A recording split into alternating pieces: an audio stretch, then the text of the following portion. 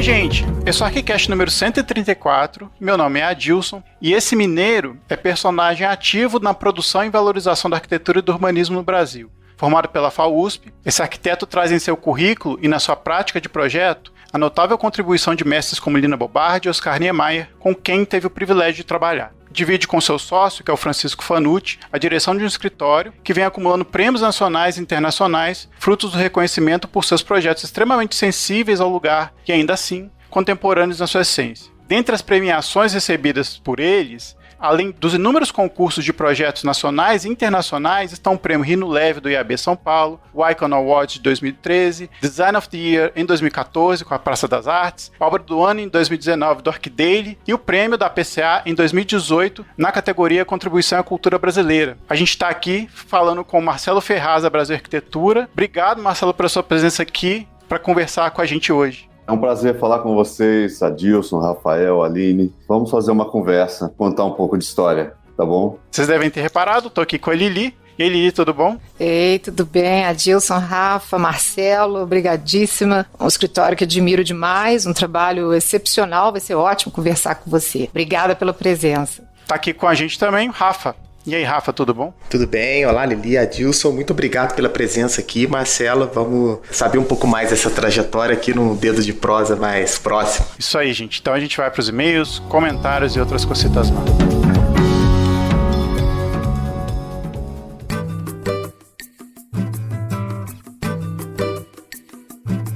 Voltamos com mais uma leitura de e-mails, comentários e outras cositas más. Estou aqui com o Rafael. E aí, Rafael, tudo bom? Tudo beleza. E você, tudo bem? Tudo certo. Colocando agora o edredom para tirar o cheiro de naftalina que tá começando a fazer frio. Isso aí, tirar as roupas de frio do guarda-roupa, aquelas que não servem mais vão para doação, importante, e as outras vão pro varal, né? Pegar um pouquinho de vento, sol e garoa. Para tirar aquele mofinho, aquele cheiro de naftalina. Isso aí.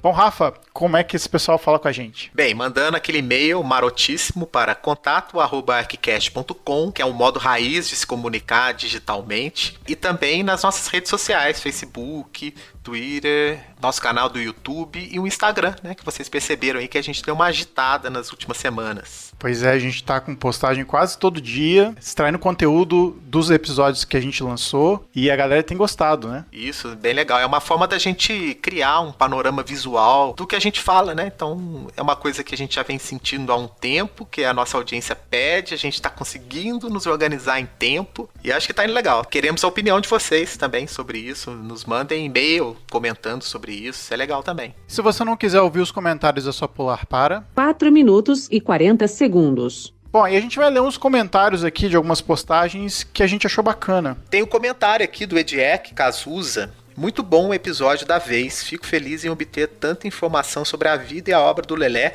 em um único lugar, de forma tão clara e empolgante, né? Palminhas. Muito obrigado, pessoal. O programa de vocês é nota 10. Pô, Ediek. Legal, obrigado. Palminhas é ótimo. 3 palminhas. Muito bom. Já o Eduardo Fajardo, ele fala o seguinte: Lelé merecia o Pritzker, azar do Pritzker. Junto com Niemeyer e Reed, o trio de ouro dos arquitetos brasileiros e mundial. Legal, Eduardo. Obrigado pela sua opinião. Quem concorda ou discorda aí do Eduardo, manda mensagem pra gente. E uma coisa que a gente queria que vocês continuassem, claro, comentando nas postagens e manda mensagem pra gente saber as histórias de vocês a respeito não só dos episódios, mas como começaram a ouvir o ArchiCast e como é que esses episódios têm ajudado vocês aí no dia a dia a conhecer mais um pouco de cada arquiteto ou de cada assunto que a gente aborda aqui, certo, Rafa? Certíssimo. Falou tudo. Isso aí. Galera, então a gente vai deixar vocês com a entrevista aí com o Marcelo Ferraz, da Brasil Arquitetura, e a gente volta na semana que vem com muito mais pra vocês. Nossa, nunca imaginaria que eu ia falar isso, com muito mais pra vocês, parece locutor de rádio. Mas é por aí, Mr. M. Nossa senhora. Então, galera, até semana que vem, bom cast pra vocês. Valeu!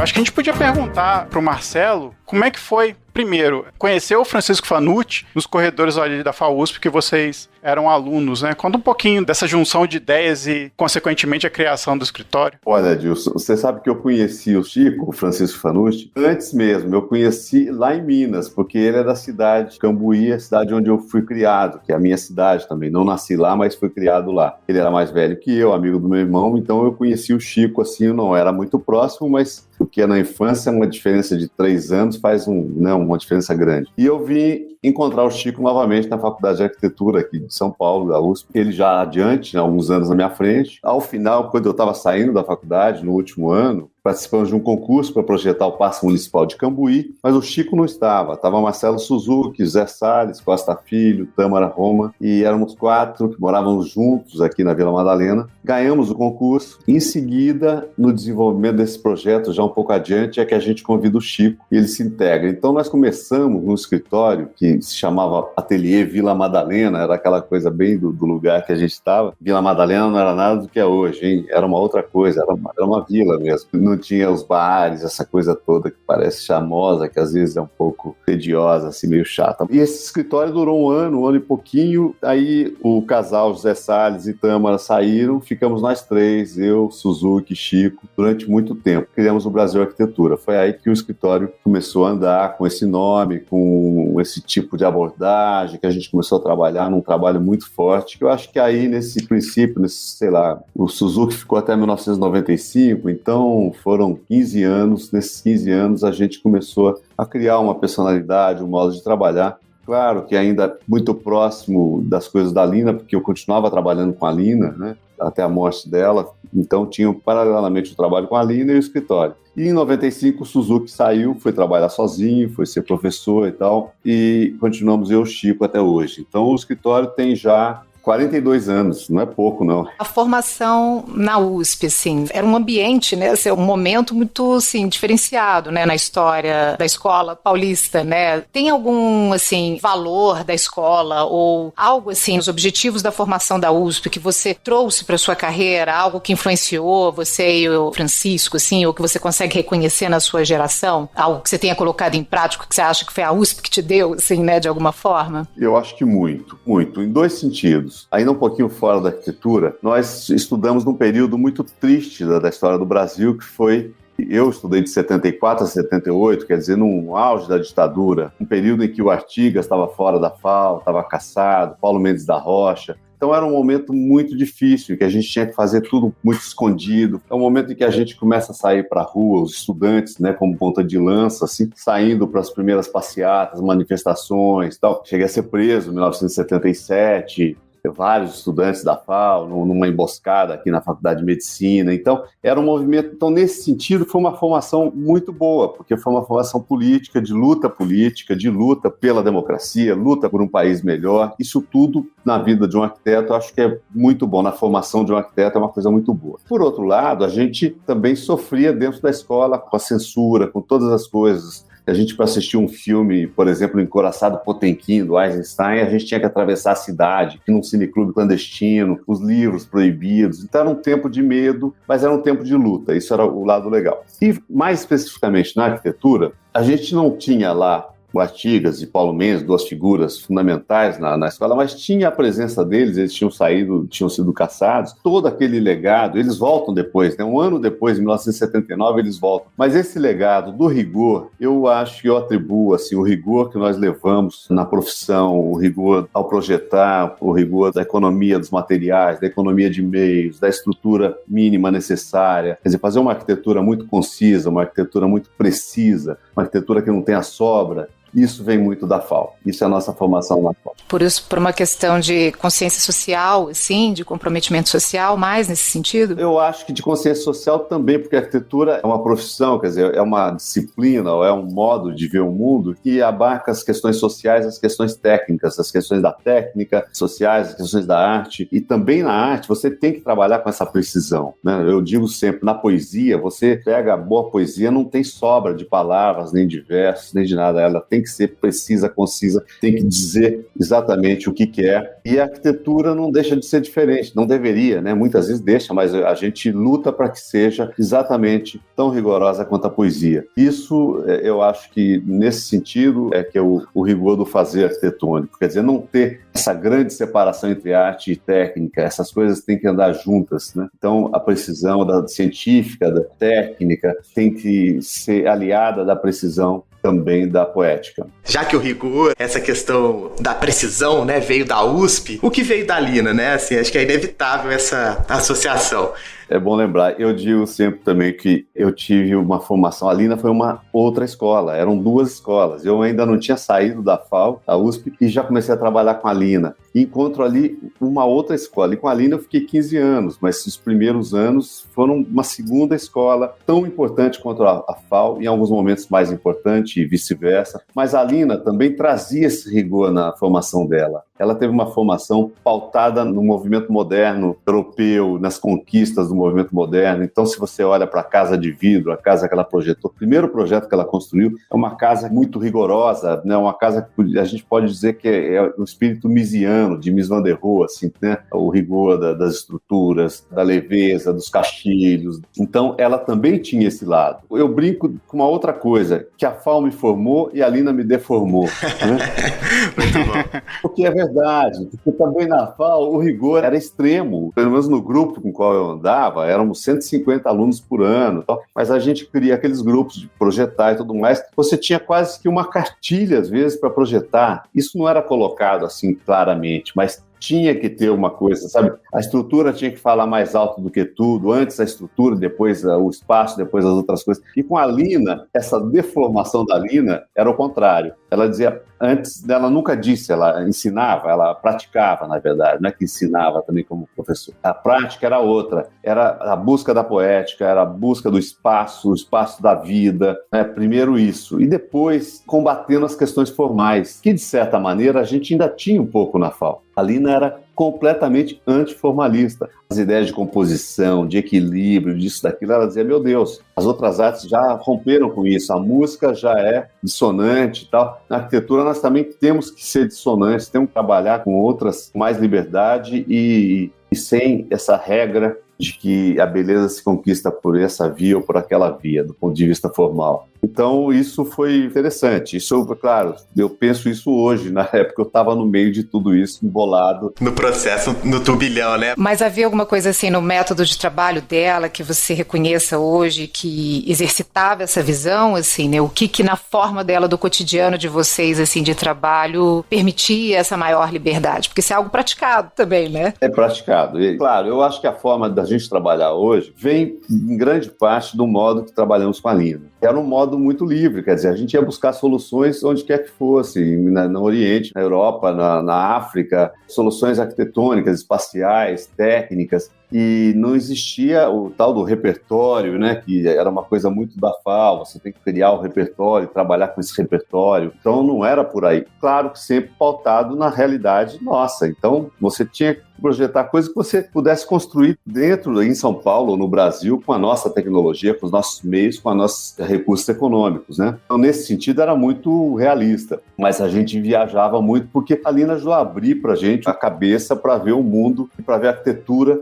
do globo. Por exemplo, a gente começou a assinar uma revista aqui chamada Mimar, M-I-M-A-R, se não me engano, Mimar, que era da Fundação HCAM, era uma revista de arquitetura contemporânea do mundo não ocidental. Então tinha muito África, Oriente, Oriente Médio. Então, né, por essa revista, a gente conheceu Hassan Fathy, por exemplo. Até Barragan, para vocês terem uma ideia, não era conhecido quando eu estava na FAO. A gente foi descobrir Barragan no último ano da escola por uma publicação do Museu de Arte Moderna de Nova York, mas era muito fechado. O Brasil era fechado pela ditadura, mas era fechado também pelas questões, é claro, período militar, os 20 anos de fechamento foram muito tristes, mas também tinha essa coisa muito fechada de não aceitar o xenófobo, de não aceitar as coisas de fora. Então a Lina trazia esse mundo para a gente, essas possibilidades e também do tempo, né? Olhar para a arquitetura da Idade Média e não olhar só para a arquitetura do Renascimento. A gente sempre tinha a questão do clássico, do neoclássico, do Renascimento, as proporções, né? Brunelleschi, tudo aquilo. E a gente começou a aprender a olhar para essas outras coisas, aparentemente feias, ou com formas, com proporções que não eram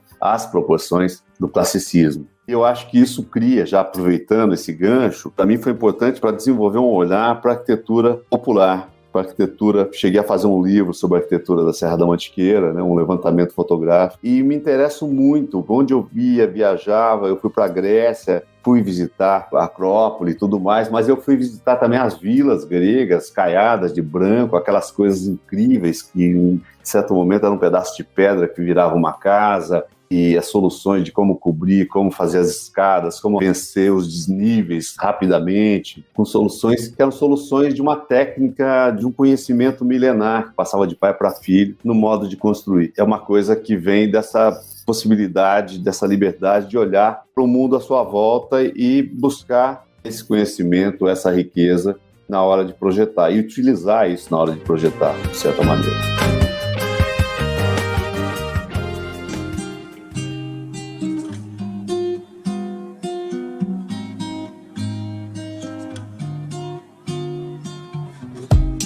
Alguns teóricos que a gente lê falam sobre a tal da geração Sevilha, né, que foi por ocasião do concurso, né, para o Pavilhão do Brasil, na Exposição de Sevilha, se não me engano. Você meio que faz parte dessa geração de arquitetos que estavam, né, na flor da idade, na época do concurso, que hoje já estão bastante amadurecidos e com trabalhos muito contundentes. Eu queria que você contasse rapidamente, assim, como é que foi essa história na época, né, de uma discussão muito acalorada, assim, sobre o pavilhão, e de como você vê, depois de muito tempo, né, que inegavelmente você e o seu escritório e a sua geração é muito influente na arquitetura contemporânea no Brasil. Você consegue contar um pouquinho dessa história? Olha, eu não sei dizer para você o que é que a gente é influente ou não. Eu sei que a gente faz muitas palestras, dá muitas aulas e circula por aí falando de arquitetura, mas a gente andava um pouco na contramão, assim, até da geração Sevilha, essa chamada geração da Escola Paulista. Apesar da gente reconhecer da nossa formação essa base da arquitetura dita paulista, a questão que eu já disse da estrutura, do rigor, de tudo isso, mas a gente estava numa contramão. Até nesse concurso de Sevilha a gente participou também, não ganhou, né? Claro, foi um outro projeto que ganhou, mas a gente fez com a Lina esse concurso, num momento em que ela estava muito mal, já foi o último ano da vida dela, assim, 1991, ela estava hospitalizada, e a gente fez a inscrição justamente para tentar dar um gás, assim, eu, Suzuki, André, vamos participar, E tanto é que não tem nenhum desenho dela, ela não estava com condição de desenhar, mas ela ficava primeiro no hospital, depois em casa, meio que dirigindo como maestro um projeto. Foi muito legal isso, foi um processo bacana e a gente levou pessoas para conversar. Então, isso é uma outra coisa interessante, para dizer o modo de trabalho, que eu digo que a gente continua praticando até hoje, com a Lina era assim. Na verdade, o projeto não era ir para a prancheta e sentar e começar a desenhar e pensar com a folha de papel branco, qual é o programa, bote aqui, bote ali. Eu me lembro que em Sevilha, quando a gente pregou no quarto do hospital, escrevi numa folha grande o que é que tinha que ter dentro do pavilhão, um auditório para tantas pessoas, isso, aquilo, ela falava, isso não é programa. Quer dizer, é uma coisa que a gente está cansado de saber, isso não é programa. Realmente não é programa. Isso não é programa, não, isso é um elenco de necessidades, não é programa. É legal a gente diferenciar elenco de necessidades com programa. O programa é quando você pensa o que vai acontecer ali dentro, já é depois da... A arquitetura ela só começa depois de pronta e depois começa a ser utilizada. Isso é que é legal de pensar a arquitetura. Isso para a gente foi uma virada, né, ao trabalhar com a Lina. Quer dizer, não interessa, a arquitetura pronta e vazia não é nada. A arquitetura só funciona quando ela é experimentada, então só com vida dentro. É interessante essa sua descrição da geração e do que como a Lina deu essa guinada na percepção de vocês, né? Aquilo que você falou de olhar para uma arquitetura, para uma história que está fora do eixo de poder. Vamos dizer assim, daquilo que não necessariamente estão nos livros de arquitetura, né? Você relatando das suas viagens. Mas colocar isso em prática no dia a dia de projeto e também fazer com que a equipe pense da mesma forma, acredito que isso deva ser um desafio diário também, né? Como é que funciona a estrutura do escritório hoje? Sei que é uma pergunta bem complexa, complexa, né? Mas assim, como é que vocês se organizam nesse trabalho? Não na definição do programa, nem na lista de necessidades, mas como é que se dá esse processo desde o atendimento ao cliente até os processos de produção? E como que vocês estão se adaptando aí na pandemia também? Na pandemia tá muito estranho, né? Tá muito estranho. Tá quase todo mundo em casa, tem uma pessoa, tem um arquiteto no escritório e um estagiário, os outros estão em casa, a gente se fala quase que o dia inteiro, para lá para cá, mas tem um lado cansativo, que é um vai e vem que podia ser... A gente está agora, eu e o Chico, estamos há um mês sem ir ao escritório, mas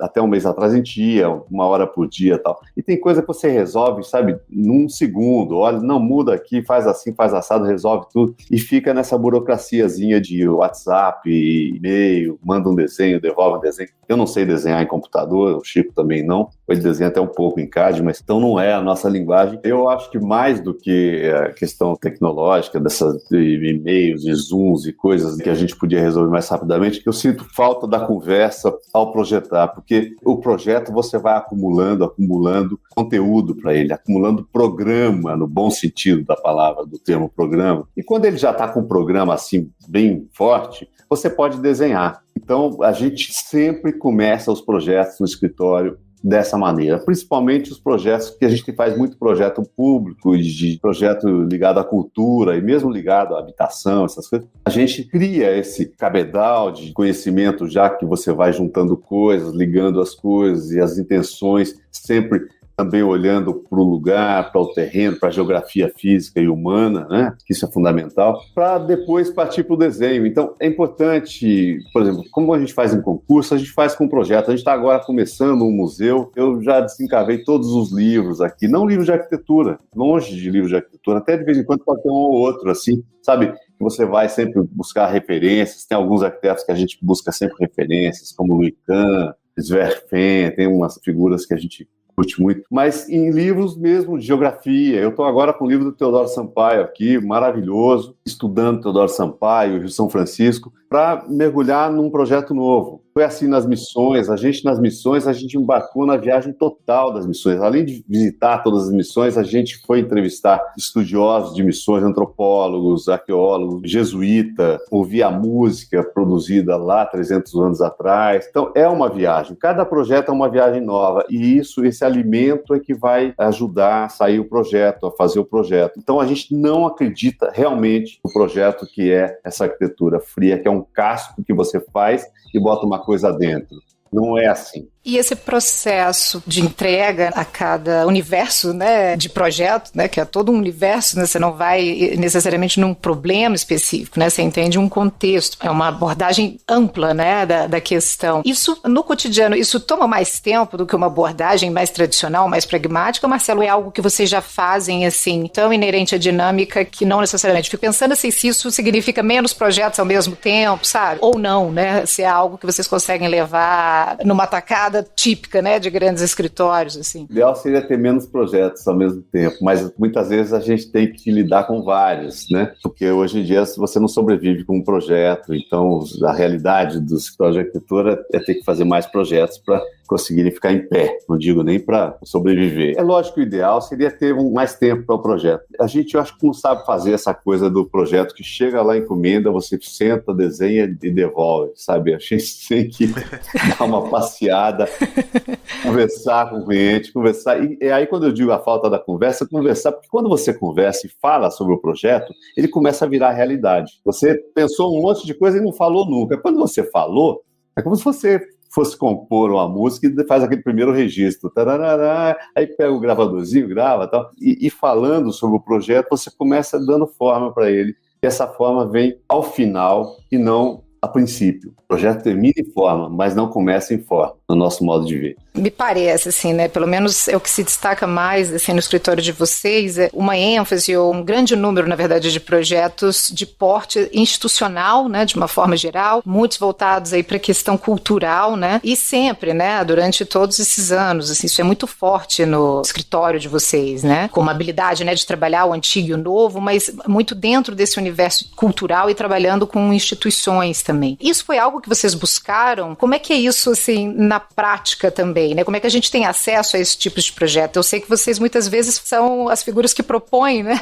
a oportunidade do projeto para o cliente, né? Inclusive, fala um pouquinho sobre essa postura mais ativa de vocês, né, na busca por determinados programas aí. Eu não sei o que começou antes, mas como a gente começou com um concurso e ganhamos, e eu estava trabalhando nesse momento com a Lina, né, fazendo o Sesc Pompeia, aquilo era uma coisa empolgante, passava meio período todos os dias lá, durante 9 anos, e a gente, quando tem a inauguração da primeira etapa, aí já começa a segunda, e essa primeira etapa, a Lina é uma espécie de diretora cultural, e a gente participava das atividades culturais, das exposições, da programação. Então, isso acho que vem com essa vontade, com esse contágio, e também com a vontade, como eu disse antes, a gente tinha uma vontade, assim, de pegar o Brasil, abraçar e dar um jeito nesse país. A gente tinha como, assim, Darcy Ribeiro era um grande ídolo, Glauber era um grande ídolo, pessoas que foram apaixonadas e que quiseram transformar esse país, como Caetano Veloso tinha essa sede. O nome Brasil Arquitetura vem do LP Brasil, do João Gilberto. A gente estava sem saber que nome botar no escritório. E aí João Gilberto tinha acabado de lançar o álbum Brasil, com a Betânia, Gil e Caetano. Se ele colocou, a gente pode colocar também. Quer dizer, é um ato meio irresponsável. Até um professor da FAO chamou a atenção. Falou, isso não pode, vocês estão usando o nome, botando o nome Brasil no escritório, vocês estão loucos. Tal. Mas aí já tinha ido. A gente tem essa vantagem assim, de ser assim, jovem, um pouco inexperiente e irresponsável com certas coisas. E ficou, né? Agora ficou. Não tem. Mas no fundo era isso. Esses projetos culturais, todos vêm vindo e a gente acaba indo atrás também deles. Essa vontade de fazer coisas, a gente muitas vezes propõe projetos, sei lá, para um conhecido. As oportunidades são muitas, elas passam por aí. E a gente muitas vezes propõe reformar o terreiro de Candomblé, não sei de onde, agora um museu lá no sertão de Pernambuco, em Bodocó, sabe? É uma coisa pequena, 100 metros quadrados, mas a gente falou, vamos fazer, vamos ver que recursos vocês têm. Não importa, ou vamos ajudar a procurar recurso para construir. Então, eu acho que esse é o papel do arquiteto. Já falando numa coisa que eu acho que vocês também iriam perguntar, eu acho que cada vez mais nós vamos ter que trabalhar dessa forma. Nós vamos ter que inventar o nosso trabalho. E inventar o nosso trabalho num país que tem tudo por ser feito ainda, pode ser uma coisa boa, né? É lógico que a sobrevivência é dura, você tem que também ser pago, tem que comer, tem que viver, mas as coisas vão um pouco juntas. E isso para os jovens arquitetos e futuros arquitetos, eu acho que o mundo vai ser assim. Como a gente, quando se forma, chega na casa do tio, na casa do pai e da mãe, fala, isso aqui está muito ruim, vamos reformar essa coisa, vamos mudar esse banheiro. Vamos... No fundo é isso que a gente faz em várias escalas, né? O Museu do Pão foi assim, o KKKK em registro foi assim, um projeto que ninguém encomendou, que a gente ficou anos com ele embaixo do braço tentando vender para um prefeito, para outro prefeito, para o governador. Alguma hora rola. E muitos não rolam, né? Aí tem um monte de projetos que a gente até tem uma pasta no escritório, uma pasta assim grande no computador e gavetas que a gente chama de projetos voadores, né? São aqueles que ficaram voando e a gente não jogou fora, deixa lá, alguma hora baixa, de repente pousa assim. O projeto voador daquele. Então são os projetos voadores, tem esse título mesmo, assim, o arquivo. E isso é muito bom, dá muito prazer quando você tem um projeto que vem de uma iniciativa que você tentou fazer lá atrás e volta diferente, volta menor, volta maior. E é impressionante que em arquitetura tem coisa que fica 20 anos aí dormindo, de repente reacende, que é retomada. A gente tem muitos exemplos assim. Eu acho que isso vai ser o futuro da vida dos arquitetos. Essa coisa do escritório que bota uma placa e alguém bate na porta e vem encomendar um projeto, acabou, né? Não existe. O envolvimento das pessoas que trabalham no escritório, que já foram muitos, já passou muita gente pelo escritório, mas é um envolvimento grande, é um envolvimento total, é um envolvimento, sabe? Todos podem falar, todos podem discutir, todos podem dar palpite, trazer solução. É uma coisa que é muito boa. É claro que a gente dirige essas coisas, né? Tem que ter direção, como tinha com a Lina, tem que ter, mas a gente envolve bastante as pessoas. Isso também é um problema para o escritório, porque muitas vezes não dá para ter aquele escritório, falei, esse aqui está trabalhando nesse projeto, esse naquele, aquele naquele outro, né? Que é um escritório típico, assim, que produz arquitetura para o mercado, vamos dizer assim. Lá um pouco misturado, ora um cara está num projeto, ora está no outro. A gente nunca conseguiu ser direitinho, ser um pouco uma bagunça. Eu achei interessante que tem o nome de todas as pessoas que participaram do escritório no site. Eu achei simpático. No nosso livro, no primeiro livro e nesse que a gente fez.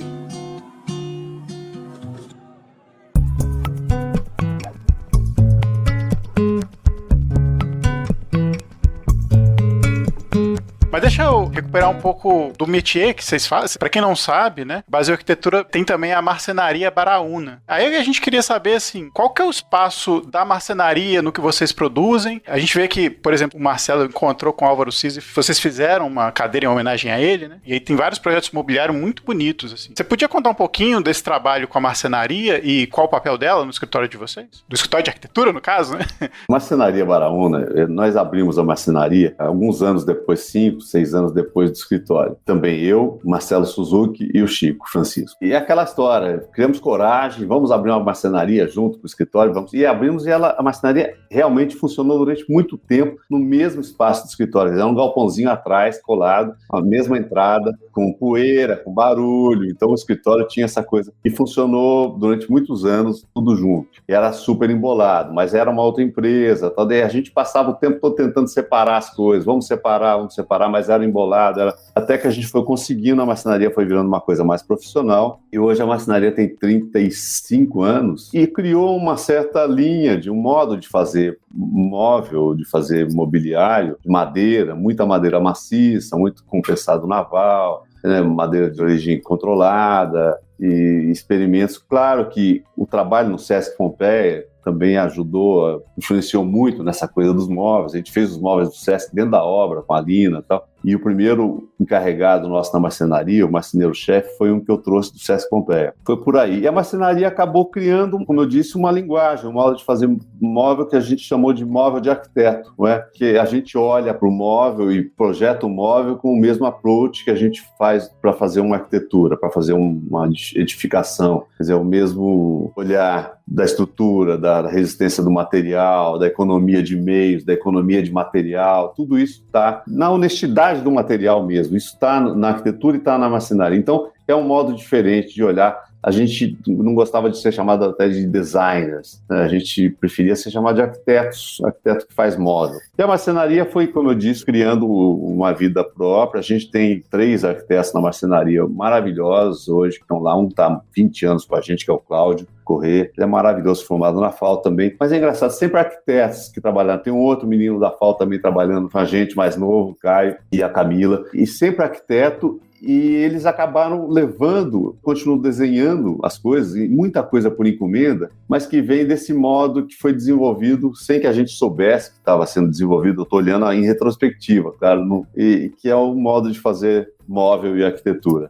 Então ela está lá, a marcenaria está aí agora, já, né, firme, forte, depois de muitos anos. E hoje a gente tem, assim, ela ocupa menos espaço do que muitos anos atrás. A gente tem uma linha de móveis que foram criados e entraram em linha, viraram móveis da linha da Baraúna. 2 cadeiras que a gente fez com a Lina, a Girafa e a Frei Egídio, Suzuki, eu e a Lina. E o restante que está aí. A gente fez até um livro dos 30 anos da marcenaria que a gente conta um pouco essa história. Tem uns textos críticos muito bons no livro, assim, que fizeram essa descoberta para a gente, revelação para a gente, porque o bom dos críticos é que eles vêm e mostram coisas que a gente não tem a menor ideia, mas é super legal. Esse livro foi uma satisfação, assim, os textos, fazendo uma leitura do trabalho. Hoje em dia, né, os arquitetos eles utilizam muito rede social para divulgar o trabalho. Dentre alguns que, por exemplo, tem uma relação que não é a mesma, no sentido de que assim, não segue a maioria, é o próprio Nelson Con, que a gente conversou alguns episódios atrás sobre como é que é a relação dele com a internet, com a divulgação do trabalho dele. A gente queria saber de vocês, assim, como é que você ou o próprio escritório lida com as redes sociais? Vocês entendem ela como uma divulgação? Ainda não exploraram esse campo das redes sociais? Como é que é isso? Eu acho que o Chico também, a gente não vê muito essas coisas, mas a gente tem já de uns anos para cá, seja na Baraúna, seja na Brasil Arquitetura, a gente tem o Instagram e funciona super bem,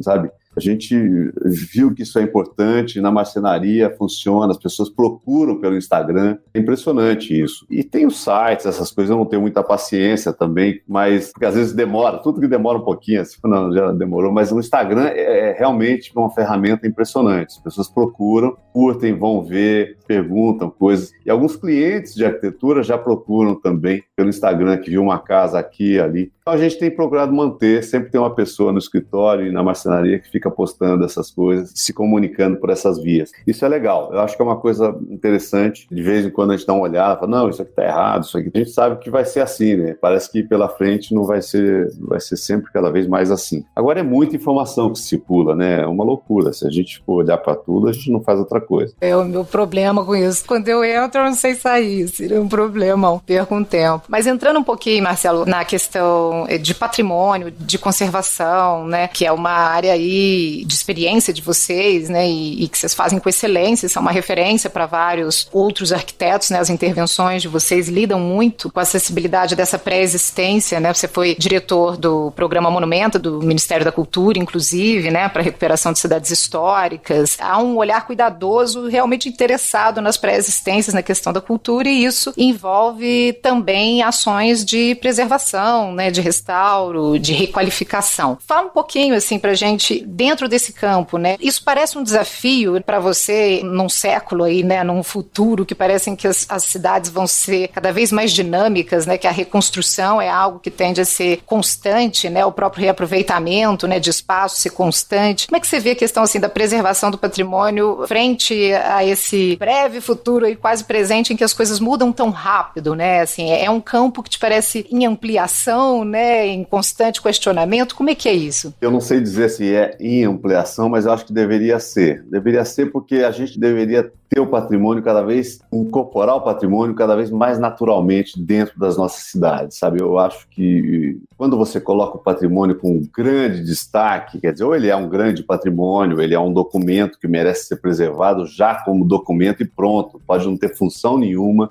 mas a grande maioria da nossa arquitetura patrimonial e tudo mais, eu acho que poderia ser incorporada, não significa esse grande patrimônio deve ser intocável, né? Poderia ser incorporada na vida da cidade, e deveria, até como prova de que as coisas vão se refazendo, as cidades são parcialmente destruídas e refeitas, e seria muito interessante que essas coisas, muitas coisas pudessem ser recuperadas, reabilitadas para uma nova vida, para um novo uso. A gente trabalha muito com patrimônio histórico, desde Sesc Pompeia e tudo mais, a gente tem muitos projetos na área do patrimônio, mas com a visão de que o uso é determinante. Talvez a preservação do patrimônio, o fator principal para a preservação seja o seu uso, a sua função. Por isso que a gente vive uma questão quase que antagônica. Por um lado, as pessoas destroem o patrimônio, o mercado da construção e tudo mais, ou muitos administradores e políticos. Por outro lado, os órgãos de patrimônio, os técnicos dos órgãos de patrimônio, ficam muito na retranca.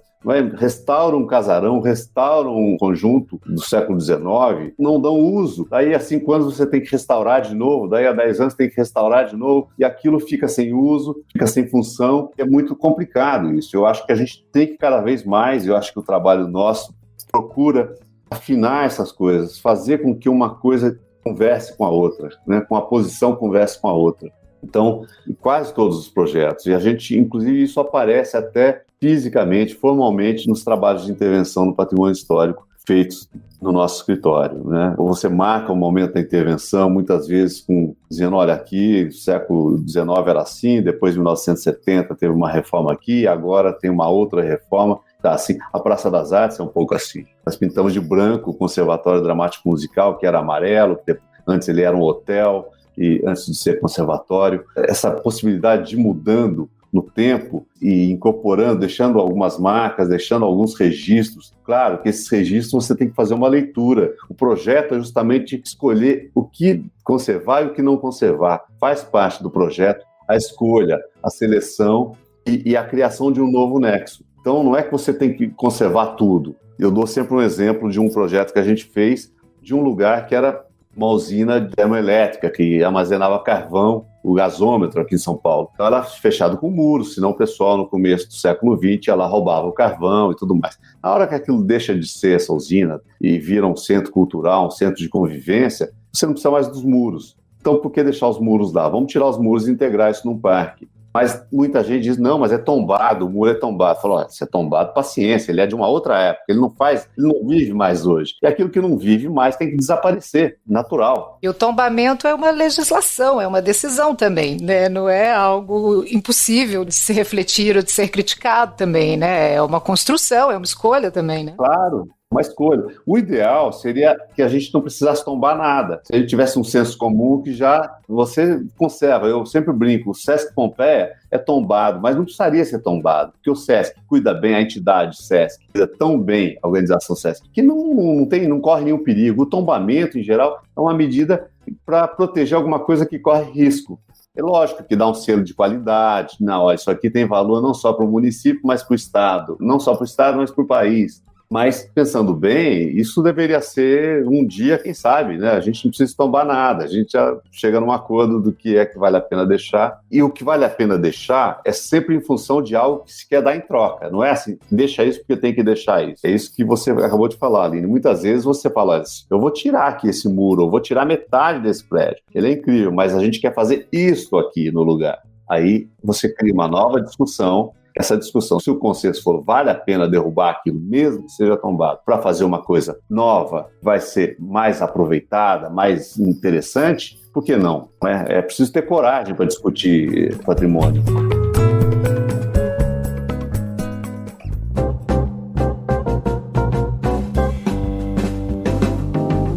Em cima disso que você está falando, Marcelo, acho que a gente entra um pouquinho também nessa questão das oportunidades, de novas habilidades que talvez sejam necessárias aí para uma nova geração de arquitetos, porque tem muito município, muita cidade brasileira com patrimônio que pode ser adaptado, reutilizado e que as administrações públicas não conseguem nem chegar próximo de uma percepção de um potencial que essas arquiteturas têm, né? Tentando misturar um pouquinho essa questão de como que essas novas oportunidades, com essa visão um pouco mais proativa dessa nova geração, pode se conectar com essas possibilidades de recuperação de uma memória local, de uma cultura local. Você acredita que as faculdades estão preparando bem os arquitetos da nova geração para isso? Eu não sei se as faculdades estão preparando bem. Eu, quando viajo, agora há um ano sem viajar, mas eu fazia muita palestra Brasil afora, eu sentia, assim, nos jovens, assim, uma gana, uma sede de fazer coisas e tal. E eu acho que o caminho é por aí, é inventar o trabalho, procurar olhar à sua volta. Todas as cidades têm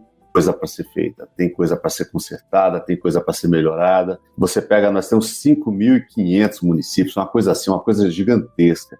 Acho que 90% das cidades, então, para falar assim de temas que eu vejo no futuro, 95% das cidades têm uma relação ruim com as suas águas. E não é relação ruim com a água no ponto de vista de ter que limpar a água, o rio, o ribeirão, a cachoeira, isso é o óbvio. Ter que limpar as nascentes, preservar a nascente, limpar a água, isso é, vamos dizer, é o saneamento, é o óbvio. Tal. Relação ruim do ponto de vista afetivo, do ponto de vista urbanístico, afetivo.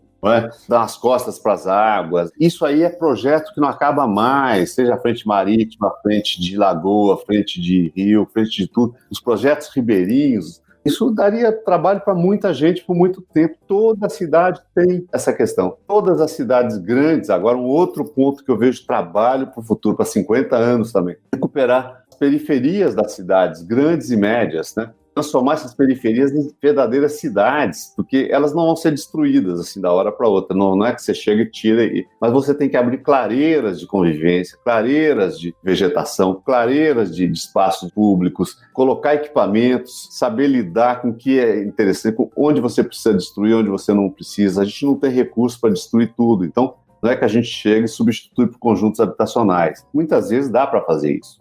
Sei lá, você tem uma favela que está num lugar absolutamente impróprio e muitas estão, então você tem que tirar realmente. Mas olhar para esses espaços como se fosse um cirurgião que entra ali e fala, aqui vamos melhorar. Essa calçada não passa um carrinho de feira, nós temos que melhorar isso aqui pela largura, porque está estreita, não dá para uma casa ser amontoada em cima da outra. Então, recuperar esse sentido do que é público, do que é privado, foi perdido. Isso é que é incrível, quer dizer, a gente não vê isso acontecer, uma invasão, ninguém invade a Avenida Paulista e constrói um sobradinho, um barraco na Avenida Paulista, na Calçada Paulista. Eu brinquei até com os técnicos do Banco Mundial, que vinham defender umas favelas, assim, que genial, que criatividade. Eu dizia, mas vocês estão lá em Washington, ninguém está invadindo e fazendo puxado lá, certo? Agora aqui faz puxado, e o puxado muitas vezes ele atrapalha a vida do vizinho. Ele cria sombra, cria uma zona insalubre, cria umidade, Então, é preciso recuperar esse sentimento do que é o espaço para a vida íntima de uma família e o espaço público, que é da porta da rua para diante. E isso, infelizmente, a gente perdeu esse sentido. É muito grave, é uma coisa muito mais profunda e vai além da arquitetura. Talvez uma visão mais urbana da arquitetura, né? Assim, talvez uma visão mais voltada para a urbanidade, para a coletividade, né? Para programas mais urbanos do que propriamente arquitetônicos, que é a tradição, né? Assim, tudo muito focado na questão do objeto, a arquitetura que é entendida mais como edifício, né? Não, é urbano e essa questão da educação, da social, quer dizer, o cara olha para aquilo e fala, o meu tá aqui, ali fora é terra de ninguém, eu vou conquistar esse território, vou conquistar aqui ali. Não é assim. Isso acontece nesses bairros periféricos, nas favelas e tal, mas no fundo é uma coisa que vem de longe, quer dizer, é uma questão brasileira profunda, que está na alma, assim, quer dizer, da ganância. Então você tem as cidades segregadas, as cidades, e não é que isso é feito por uma classe baixa, uma classe pobre, nesse sentido, mas é feito também pelas classes mais altas, né? Roubo do espaço público, a conquista do espaço público para transformar. Você pega o Parque do Ibirapuera, é impressionante, tem um pedaço que tem casas, que o quintal das casas é praticamente abre um portãozinho e entra no Parque Ibirapuera. Aquilo foi cedido por um político lá atrás, um governador que cedeu para uns amigos construir suas casas ali. E hoje ninguém tira essa gente de lá. São casas de ricos. Lá do Sul, em Brasília, Angra dos Reis, e aí não falta exemplo do Brasil, infelizmente. Verdade. Balneário Camboriú, né? Exatamente. Queria que você comentasse, o escritório de vocês tem uma publicação já um pouco mais antiga, vocês fizeram uma nova publicação, se eu não me engano, foi esse ano? Foi, né? Desculpa perguntar. Foi o ano passado. Ano passado, pandemia, beleza, então tava errado. Não acabou. 2020 ainda não acabou, né? É o novo 68. 2020. Parte 2. Que horror. É verdade. Vocês lançaram recentemente um novo livro com as obras mais recentes do escritório. Queria que você falasse um pouco dessa publicação e de que vocês acrescentaram ou mudaram, né, da publicação anterior que vocês já tinham. A publicação anterior vai até 2005. Os trabalhos de 2005 para 2020, a gente fez uma outra seleção e esse livro novo contém esses trabalhos, uma seleção de trabalhos dos últimos 15 anos. Claro que a gente considera que não são trabalhos mais maduros. Sempre a gente gosta mais dos trabalhos mais recentes, né? Sempre o último projeto é o que você gosta mais, assim. Mas no fundo, é uma continuidade, é uma continuação, é uma seleção de trabalhos. O que é interessante, olhando também para trás, olhando em retrospectiva para esse livro, é que mostra uma variedade de projetos. Para a gente é uma coisa legal e de escalas diferentes. Tem coisas muito pequenas, assim, uma capelinha, tem uma casa pequena, e tem o Museu do Pão, que também é uma coisa pequena, e tem a Praça das Artes, e tem projeto para toda a Cidade Baixa de Salvador, né? Então, projetos urbanísticos. Então, essa diversidade de escala, de programa e de abordagem, consequentemente, é uma coisa que está nesse livro. A gente ficou satisfeito ao ver o livro pronto, principalmente também porque é um livro da Romano Guerra, né? Que foi editado pela Romano Guerra, porque tem 3 ensaios muito legais, assim, e que não foram combinados o que cada um ia fazer, que é um ensaio da Marta Bogeia, um do Abílio Guerra e um do Guilherme Wisnik. Cada um fez uma abordagem por um lado e acabou que são 3 coisas diferentes. A Marta foi pegar essa viagem no Caminho dos Moinhos, lá no Sul, esses trabalhos que a gente tem feito no Sul, Museu do Pampa, e um modo de trabalhar, esse envolvimento com as comunidades, essas discussões todas, e fez um ensaio muito bacana. O Abílio fez um mergulho nas casas da Brasil Arquitetura, que para a gente foi até uma surpresa. Ele vai discutir essa questão de uma casa que eu projetei para mim, para minha família, na Mantiqueira, e uma que o Chico projetou, o Francisco, para ele também na Mantiqueira, e a partir da casa, o modo de morar e a discussão do que é urbano, do que é rural. Então, é um texto sofisticado que aborda por aí. Vai procurar como é que a gente olha para essas coisas. E o Guilherme Wisnik falou justamente de uma coisa que a gente já repetiu aqui, que é dessa agressividade, se a gente pode chamar agressividade, esse modo de trabalhar em que você inventa o seu trabalho, você consegue os meios de realizar o seu trabalho, consegue até recursos para pagar o seu trabalho. E usou muito a Praça das Artes, também falou muito da Praça das Artes, mas falou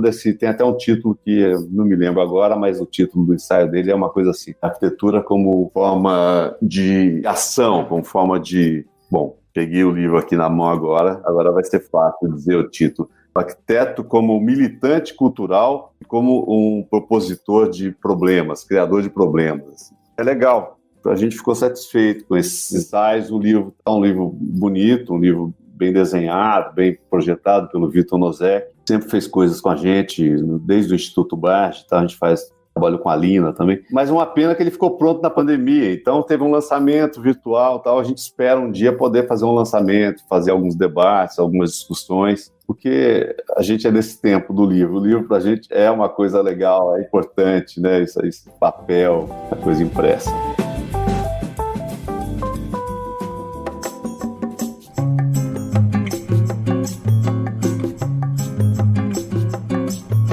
Para a gente encerrar aqui a nossa conversa, a gente faz uma rodada de dicas, Marcelo, para saber não só da gente, mas dos convidados também, se eles têm alguma dica para dar. Aí pode ser qualquer coisa que venha à sua cabeça. Imagino que talvez você queira dar a dica do seu livro, não sei. Olha, é claro, a dica do livro é quase que uma questão, né, um comercial do livro e tal. Não, mas quando vocês falaram isso, eu fico pensando, assim, principalmente para falar para o público mais jovem, de jovens arquitetos, de futuros arquitetos, futuros colegas, a dica que eu dou é ler, é ouvir música, sabe? Eu acho que é muito bom. Então, voltando para o livro, né, é muito bom. Eu acabei de reler o Dom Quixote, do Cervantes. É impressionante, assim, como você redescobre coisas, vê outras coisas. Então, é ler, reler. Eu acho que a arquitetura pode e deve ser alimentada por outras áreas do conhecimento.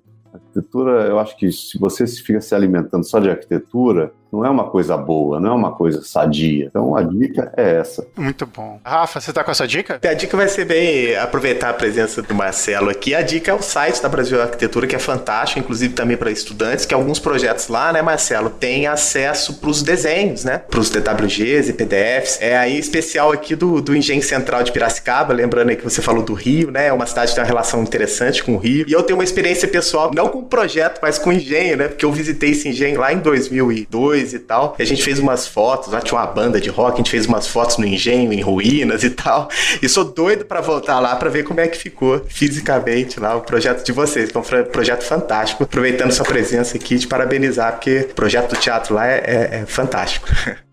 Que legal, que bom. A gente procura, na medida do possível, abrir todos os desenhos, abrir tudo que a gente tem no escritório, sempre que pedem, a gente manda e procura botar no site. A gente, pelo contrário, não fica segurando essas coisas, escondendo, não. A gente acha que esse conhecimento tem que ser compartilhado.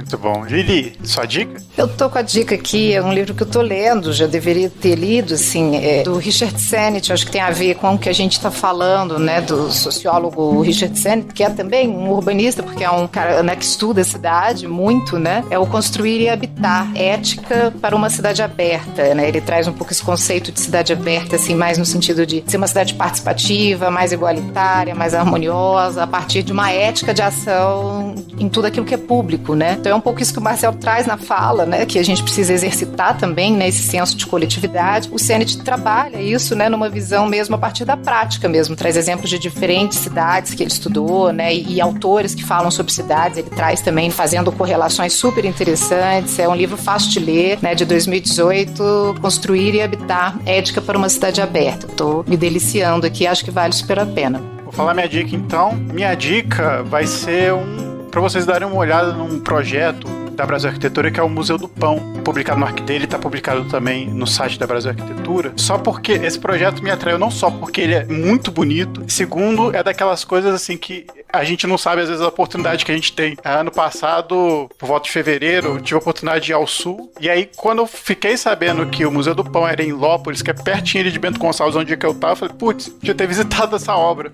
E eu fiquei encantado com o projeto, assim, ele é muito bonito. Então por isso que eu dou essa dica, para vocês darem uma olhada nesse projeto. As fotos são do Nelson Con, e é nossa, baita projeto, é muito legal.